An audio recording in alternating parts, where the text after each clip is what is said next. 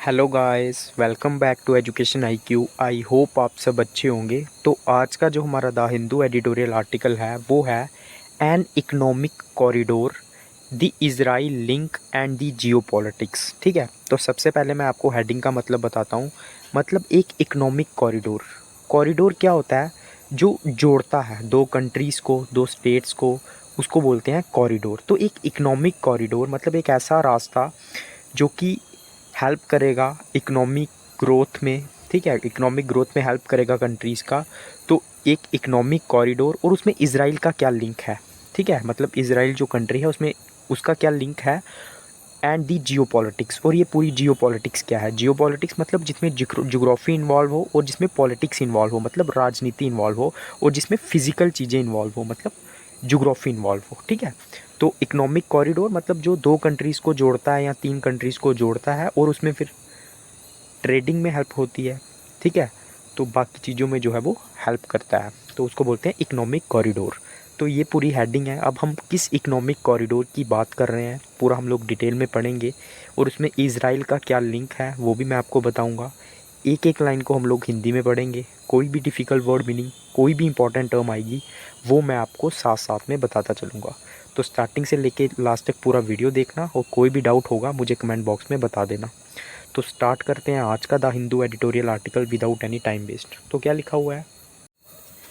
तो जो 2023 का G20 का समिट था, ठीक है, अंडर इंडियाज़ प्रेसिडेंसी, आपको पता है इंडिया जो है उसका प्रेसिडेंट था G20 का, went exceptionally well considering the group's limited economic approach to the complex issues that the world faces. मतलब वो काफ़ी अच्छा गया, एक्सेप्शनली अच्छा गया, एक्सेप्शनली वेल गया, given the group's limited economic approach to the complex issue that the world first. क्योंकि ये जो ग्रुप था G20 का, इसकी अगर हम लोग गिवन का मतलब होता है कंसीडर करना, देखना। अगर इसकी हम लोग एक लिमिटेड मतलब एक कुछ लिमिट तक इकोनॉमिक अप्रोच देखें जो कि कॉम्प्लिकेटेड इश्यूज़ हैं, मतलब जो दिक्कत वाले इश्यूज़ हैं जो कि वर्ल्ड फेस कर रहा है, तो इसकी लिमिटेड अप्रोच को देखने मतलब देखने के बाद हमें ये पता चलता है कि जो G20 था वो काफ़ी अच्छा गया under G20 presidency. From climate change and under development, चाहे वो इशू क्लाइमेट का हो, अंडर डेवलपमेंट का हो, वेल्थ कंसंट्रेशन का हो। ठीक है, मतलब एक जगह जो है वो मतलब जो अमीर है उसके पास ज़्यादा पैसा हो जाना, ठीक है, उसको बोलते हैं वेल्थ कंसंट्रेशन का इशू हो, या फिर पॉवर्टी का इशू हो। And most critically for our times following democratic norms and principles of फीम। और जो गिरते हुए डेमोक्रेटिक नॉर्म्स हैं, नॉर्म्स का मतलब होता है रूल होना, जो लोकतंत्र के जो नॉर्म्स गिर रहे हैं, ठीक है, या फिर जो प्रिंसिपल ऑफ पीस हो, मतलब शांति का जो पीस, जो प्रिंसिपल हैं, जो रूल हैं, उनका गिरना। तो इन सब इश्यूज़ के ऊपर एक लिमिटेड अप्रोच रखी इस ग्रुप ने, और काफ़ी जो है वो अच्छा किया G20 प्रेसिडेंसी जो इंडिया के अंडर में थी उसके अंदर में। India's remarkable success at the summit this year in early September was captured by the global press, except in China, for various outcomes such as inclusion of African Union in the G20, a tangible offer of a clean energy through a biofuel alliance, increasing substantial aid for Asia-Africa, an economic corridor that connect West Asia and Europe using an ambitious rail and shipping link। तो India की जो remarkable success है इस summit के अंदर, वो हमें कहाँ से पता चलती है, कहाँ से हम लोग उसको कैप्चर करते हैं? जो कि ये जो सक्सेस थी इसकी पूरे ग्लोबल समिट की, इसको कैप्चर किया, मतलब इसको प्रेस ने जगह जगह रिलीज़ किया। ग्लोबल जो प्रेस थी, अगर हम लोग चाइना को छोड़ दें बाकी हर जगह, for various outcome such as inclusion of African Union in G20। आपको पता है G20 जो है उसके अंदर अफ्रीकन यूनियन को जोड़ा गया, जो अफ्रीका की कंट्रीज़ हैं। A tangible offer of a clean energy through a biofuel alliance. तो हमने एक टेंजिबल मतलब एक वास्तविक ऑफ़र किया क्लीन एनर्जी के लिए, ताकि पोल्यूशन कम हो। किसके थ्रू? बायोफ्यूल्स के थ्रू। बायोफ्यूल्स मतलब जो जो लिविंग जो थिंग्स होती हैं उनके थ्रू जो बनते हैं उनको बोलते हैं बायोफ्यूल्स। ठीक है, और ये जो है वो जल्दी जल्दी बनते हैं, इसमें ज़्यादा टाइम नहीं लगता है, जैसे सड़े हुए पत्ते हो गए। ठीक है, तो जो भी ये प्रोसेस होती है उसको बोलते हैं बायोफ्यूल्स। ठीक है, तो इससे क्या होता है? पोल्यूशन कम होता है। तो हमने एक बायोफ्यूल अलायंस की बात की। उसके बाद increasing substantial for Asia Africa. Substantial का मतलब क्या होता है? Increasing substantial aid for, substantial मतलब एक मजबूत, एक स्ट्रॉन्ग हेल्प प्रोवाइड करना। एड का मतलब होता है हेल्प, किसको? एशिया अफ्रीका को। ठीक है। एंड इकोनॉमिक कॉरिडोर, और एक ऐसा इकोनॉमिक कॉरिडोर जिसके बारे में मैंने बात की, मतलब जो कनेक्ट करता है इंडिया को, वेस्ट एशिया को और यूरोप को, उस किसके थ्रू, एक अम्बिशियस, मतलब एक लक्ष्य, अम्बिशियस का मतलब होता है जिसमें हमारा कुछ एम्बिशन हो, लक्ष्य हो, रेल और शिपिंग लिंक के थ्रू, ठीक है। And the Delhi declaration which was a joint statement of all the group, और एक दिल्ली डिक्लेरेशन किया गया जो कि एक जॉइंट स्टेटमेंट था जितने भी जो ग्रुप थे उन कंट्रीज़ का। एक कैंडिड व्यू, कैंडिड का मतलब होता है क्लियर, स्पष्ट व्यू, नज़रिया। The joint statement called the Delhi Declaration is a newsworthy because of the fractured international order and power struggle between the India and the United States with China और the US। तो जो joint statement थी Delhi declaration के under, ये एक न्यूज़वर्ती है, मतलब एक इम्पॉर्टेंट समाचार है, क्योंकि जो अभी फ्रैक्चर्ड, मतलब जो बिगड़ा हुआ वर्ल्ड ऑर्डर चल रहा है, इंटरनेशनल ऑर्डर चल रहा है, और जो पावर स्ट्रगल चल रही है इंडिया और यूएस के बीच में, इंडिया और यूएस की चाइना के साथ, ठीक है, या फिर रशिया के साथ।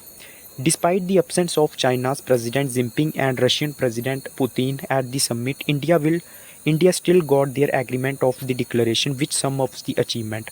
हालांकि ये जो समिट हुआ इसमें चाइना के प्रेसिडेंट भी प्रेजेंट नहीं थे, ना ही इसमें रशिया के प्रेसिडेंट प्रेजेंट थे, लेकिन फिर भी India still got this agreement, लेकिन फिर भी ये एग्रीमेंट हुआ, डिक्लेरेशन हुआ, Delhi declaration, which some of the achievement, जो कि हमें अचीवमेंट के बारे में बताता है। सब्सटेंशियली स्पीकिंग, अगर हम लोग वास्तविक, मतलब सब्सटेंशियल का मतलब होता है रियल में, अगर हम लोग बोलें, दिस स्टेटमेंट इज़ पैरवी। पैरवी का मतलब क्या होता है, the Hebrew word for characterless things, मतलब ये करेक्टरलेस थिंग्स होती हैं जिनका कोई करेक्टर नहीं होता, चरित्र नहीं होता, उसके लिए इसको बोला जाता है। As it does not name Russia for aggression against Ukraine. तो इसने जो है, इस समिट में जो है, इस चीज़ की बात नहीं हुई कि रशिया जो है वो अग्रेशन कर रहा है अगेंस्ट यूक्रेन, ठीक है। But it does not evoke the United states charter and principles of territorial sovereignty. लेकिन इवोक का मतलब क्या होता है, किसी चीज़ को शामिल करना, ठीक है, किसी चीज़ को मतलब उसमें मिलाना। तो लेकिन इसमें यूनाइटेड नेशन का जो चार्टर है और जो प्रिंसिपल है इंटरनेशनल सोवरेनिटी के, उस चीज़ को भी इसमें घुसाया नहीं गया, इवोक नहीं किया गया, ना ही उठाया गया। An Indian official revealed the recipe for this over uploaded collective statement. तो इंडियन जो ऑफिशियल्स थे उन्होंने एक रेसिपी बताई, मतलब एक तरीका बताया, for this over uploaded collective statement. Over uploaded मतलब जिसको काफ़ी सराहना मिली, ठीक है, काफ़ी उसको मतलब वाहवाही मिली। India needed a text that had something for everyone. India को एक टेक्स्ट की ज़रूरत है जो कि सबके लिए हो, so that each member can go back with a win, ताकि जितने भी जो मेंबर हैं जो डिक्लेरेशन में आए हैं वो एक जीत के साथ वापस जाएं। उसके बाद नेक्स्ट क्या है, बट दी बोल्डेस्ट आउटकम, लेकिन जो बोल्डेस्ट मतलब एक रिजल्ट था, आउटकम का मतलब होता है रिजल्ट होना, एंड अनएंटिसिपेटेड बाय मैनी, मतलब अनएंटिसिपेटेड का मतलब होता है जिसके बारे में बहुत लोगों ने नहीं सोचा था, इमेजिन नहीं किया था, was the announcement of economic corridor. जो इकोनॉमिक कॉरिडोर की अनाउंसमेंट हुई जिसमें इंडिया, मिडल ईस्ट और यूरोपियन कंट्रीज़ को कनेक्ट करने की बात की, of a rail ship route, किसके थ्रू, रेल प्रोजेक्ट के थ्रू, to transported goods to Europe from India, ताकि गुड्स को, सामान को ट्रांसपोर्ट किया जाए इंडिया से यूरोप में, by the UAE, Saudi Arabia, Jordan, Israel. और किसके थ्रू, यूएई, सऊदी अरेबिया और इजराइल के थ्रू, जो मिडल ईस्ट की कंट्रीज़ हैं। Such a project will change the geopolitics for the future. ये जो प्रोजेक्ट है ये जियोपॉलिटिक्स को चेंज कर देगा आने वाले भविष्य के लिए। The fact that it challenges China's belt and road initiative is beside the more significant point. ये जो फैक्ट क्या है कि ये चैलेंज करता है, चुनौती देता है चाइना का जो बेल्ट एंड रोड इनिशिएटिव है, जिसके थ्रू इंडिया, चाइना जो है वो बहुत सारी कंट्रीज़ में इन्वेस्टमेंट करेगी, तो उस चीज़ को भी ये चैलेंज करता है, और ये सबसे इंपॉर्टेंट मतलब सिग्निफिकेंट पॉइंट है। US president Joe Biden called it a real big deal. US के जो प्रेसिडेंट हैं उन्होंने इसको एक बहुत बड़ी डील बताया है, which is transformative for all those involve and the rest of the world, जो कि एक चेंज लाएगा, ट्रांसफॉर्मेशन लाएगा जो भी इसमें इन्वॉल्व है बंदे, और पूरे वर्ल्ड के लिए। Israel prime minister Benjamin Netanyahu was prompt to show that Israel has been eager to be a part of such a project. जो इसराइल के प्राइम मिनिस्टर हैं नेतन्याहू, वाज प्रॉम्प्ट का मतलब होता है एकदम उत्साहित होना, प्रेरित होना, to show that Israel is has been eager to be a part of such project. उन्होंने भी दिखाया कि जो इसराइल है वो भी काफ़ी ईगर है, काफ़ी उतावला है इस प्रोजेक्ट का हिस्सा होने में। Interestingly in this statement mister Netanyahu thank mister Biden. Mister Netanyahu ने शुक्रिया अदा किया यूएस का, बाइडन का, and did not mention mister Modi, लेकिन उन्होंने मिस्टर मोदी की बात नहीं की for this idea and initiative to which Israel will provide all the skills and support. तो इस चीज़ के लिए उन्होंने मोदी की तारीफ़ नहीं की लेकिन बाइडन का साथ दिया। Mister Netanyahu is forbidden from diplomatic trophies due to this domestic politics and not paying attention for the long to the expectation of Mr. Biden's foreign policy goals। जो नेतन्याहू है, फॉरबिडन का मतलब होता है दूर हो जाना किसी चीज़ से, ठीक है। तो वो काफ़ी दूर हैं डिप्लोमेटिक टाइज से, क्योंकि उनकी खुद की डोमेस्टिक पॉलिटिक्स चल रही है। And not paying attention for the long to the expectation of mister Biden's foreign policy, और वो अभी ज़्यादा ध्यान भी नहीं दे रहे हैं जो मिस्टर बाइडन की फॉरेन पॉलिसीज़ हैं, ठीक है, इसके ऊपर। If he persist on this past, मतलब अगर वो इस रास्ते पे टिके रहते हैं, Israel's foreign policy will suffer, Israel की जो फॉरेन पॉलिसी है वो सफ़र करेगी, ठीक है। The normalisation of ties with Saudi Arabia is a pre condition for this economic corridor to materialise. Materialise का मतलब होता है काम में लाना, किसी चीज़ को लागू करना। तो नॉर्मलाइजेशन ऑफ टाइज़ मतलब जो रिलेशन है वो सऊदी अरेबिया के साथ अगर वो नॉर्मल हो जाते हैं तो ये एक प्री कंडीशन है, मतलब पहले की कंडीशन है अगर इस इकोनॉमिक कॉरिडोर को काम में लाना है, ठीक है। तो इज़राइल को जो अपने रिलेशन है उसको अच्छा करना होगा किसके साथ, सऊदी अरेबिया के साथ। अब हम लोग बात करेंगे इज़राइल्स अब्सेंस पॉसिबल फैक्टर्स, मतलब इज़राइल जो है वो अब्सेंस क्यों रहा G20 से और इसके पॉसिबल फैक्टर्स क्या हैं। In its report on G20, Arab News found that India's G20 leader summit had an unprecedented Middle Eastern present। Unprecedented का मतलब होता है जो पहले कभी ना हुआ हो। तो अभी जो रिपोर्ट आई अरब न्यूज़ की उसने ये फाउंड किया कि इंडिया के जो G20 लीडर्स हैं उन्होंने एक अनप्रेसिडेंटेड, मतलब ऐसा पहले कभी नहीं हुआ था, जितनी ज़्यादा प्रेजेंट्स हमने देखी G20 समिट में मिडल ईस्टर्न कंट्रीज़ की। इंडिया सेट ए प्रेसिडेंट, प्रेसिडेंट का मतलब होता है एक मिसाल इन G20 history by inviting most middle eastern countries. तो इंडिया ने एक मिसाल कायम की, एक मिसाल बनाई, बहुत सारी मिडल ईस्ट कंट्रीज़ को बुलाया, ठीक है, ever to take part as a guest in the group's की समिट, उनको एक गेस्ट के रूप में बुलाया। And one wonders by Israel, मतलब एक बंदा सोच सकता है कि क्यों जो इज़राइल है जो कि इंडिया का एक स्ट्रेटेजिक पार्टनर है, also from the region was not given such an invitation, उसको इन्विटेशन क्यों नहीं दिया। As a host India's invited 9 non member countries, एक होस्ट के रूप में इंडिया ने जो है वो 9 नॉन मेंबर कंट्रीज़ को बुलाया जो कि G20 का हिस्सा नहीं है, जिसमें Bangladesh, Egypt, Netherlands, Nigeria, Oman, Singapore, Spain शामिल है। उसके बाद एंड दी यूएई भी शामिल है उसमें to the summit. It it all the more perplexing का मतलब क्या होता है, हैरान करने वाला। When the economic corridor was to be announced at the same summit and Israel is not part of the plan, मतलब ये बहुत हैरान करने वाला है कि जब हमने इकोनॉमिक कॉरिडोर की बात की जो कनेक्ट करेगा इंडिया, वेस्ट एशिया और यूरोप को, और उसमें इज़राइल ही शामिल नहीं है, हालांकि इज़राइल भी इस प्रोजेक्ट का हिस्सा है। Mister Modi and mister Netanyahu shared a good friendship, दोनों के बीच में अच्छी फ्रेंडशिप है, जो इज़राइल के प्राइम मिनिस्टर है और इंडिया के जो प्राइम मिनिस्टर हैं। Perhaps factors such as meet between Saudi Arabia Crown Prince Mohammed bin Salman and Mr. Netanyahu may have been impossible unless there was a diplomatic normalization।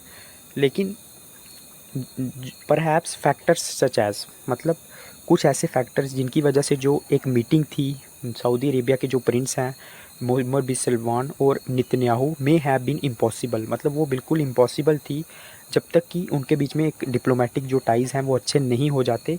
तो ये भी एक factor हो सकता है। Mister Biden might have also preferred an event without mister Netanyahu because he has avoided him for the last 8 month due to his domestic politics.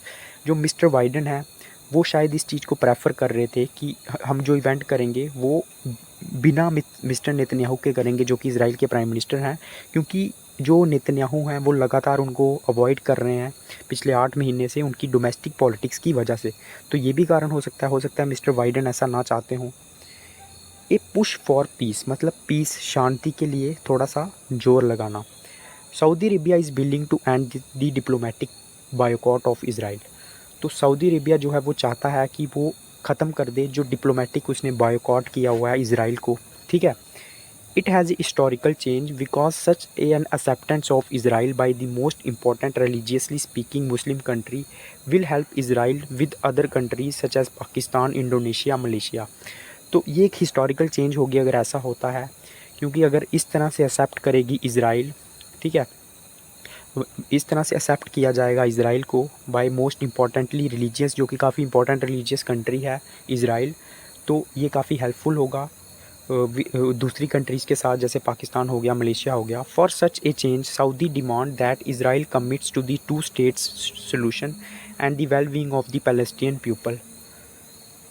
तो इस change के लिए जो सऊदी है वो उसने डिमांड किया है कि इसराइल जो है, जो टू स्टेट सोल्यूशन है उसके ऊपर बात करे, और वेल बीइंग का मतलब होता है भलाई के लिए, और जो पैलेस्टीन के पीपल हैं उनकी भलाई के लिए काम करे।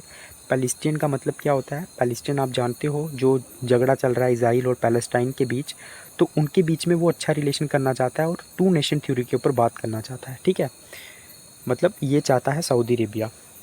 Currently on the sidelines of UN General Assembly, Saudi Arabia, in partnership with the Arab League and the European Union, has joined forces with Egypt and Jordan to launch a peace day effort aimed at incentivizing Israel and Palestinian leaders to compromise.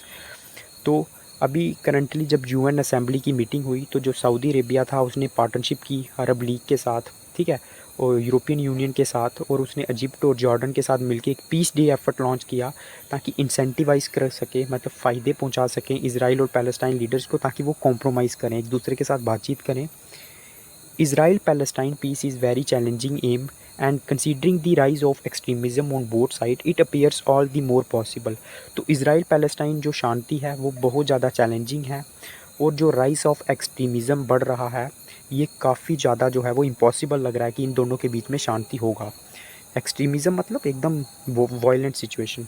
Saudi Arabia is aware of it and is still interested in having deliberations to walk smoothly among Arabs and other Muslims while working with Biden administration to make peace with the state of Israel।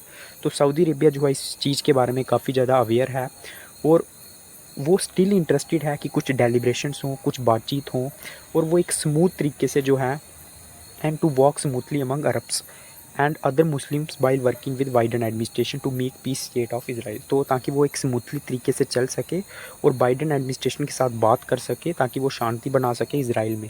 The India middle east Europe economic corridor will have to wait until this happens.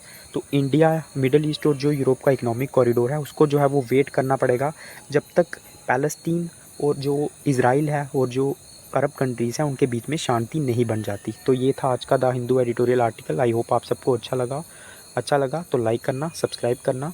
जय हिंद।